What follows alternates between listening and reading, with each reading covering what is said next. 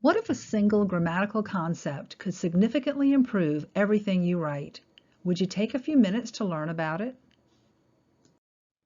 Understanding the difference between active and passive verbs allows us to improve the tone and readability of everything we write.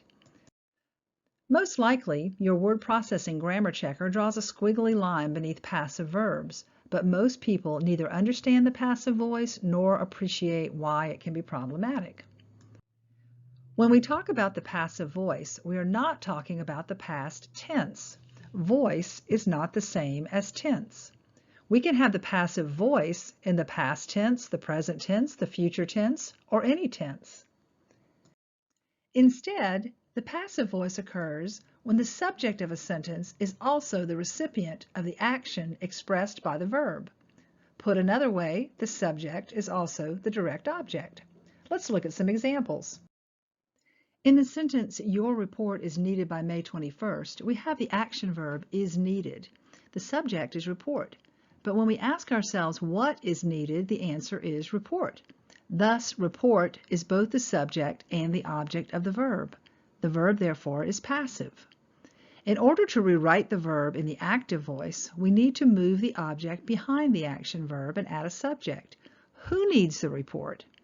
In the active voice sentence, the committee chair needs your report by May 21st. The subject is chair, and the object is report. The subject is no longer also the object. One problem with the passive voice is that it fails to tell us the agent for the action. In our original passive sentence, we don't know who needs the report. Sentences written in the passive voice are often the consequence of writers trying to avoid first-person pronouns. In addition, good sentences create pictures in the reader's minds. Passive voice sentences often leave out the agent for the action, making it difficult for the reader to picture what's going on. We often see messages that end with the statement, "Your cooperation is appreciated."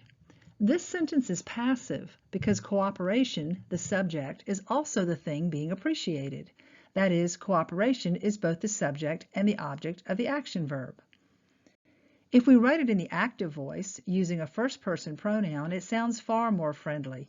We appreciate your cooperation. Sometimes people write in the passive voice because they don't want to be the bearer of bad news. In the sentence, your request for an extended deadline has been denied, we don't know who has denied the request. Writers of such sentences distance themselves from the denial. This sentence is passive because request is both the subject of the sentence and the object of the verb has been denied. By adding the agent for the action and putting the object behind the verb, we have an active voice sentence that is friendlier and less stilted. Saying instead, the appeals committee has denied your request, not only adds a human element, but respectfully explains to the reader who specifically denied the request.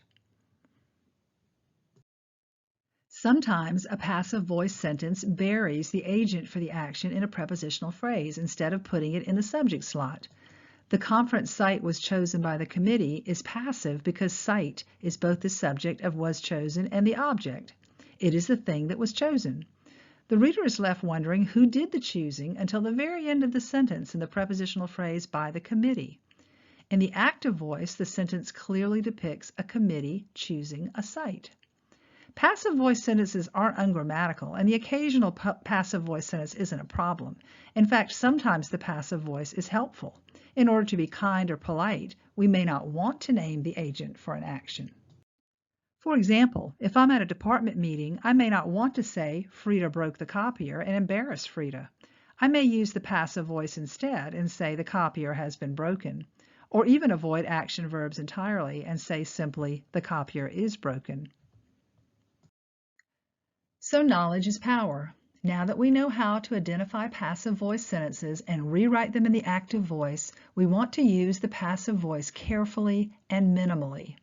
Too many passive voice sentences in a document can slow the pace, present the reader with fuzzy or incomplete pictures, and make us sound stuffy.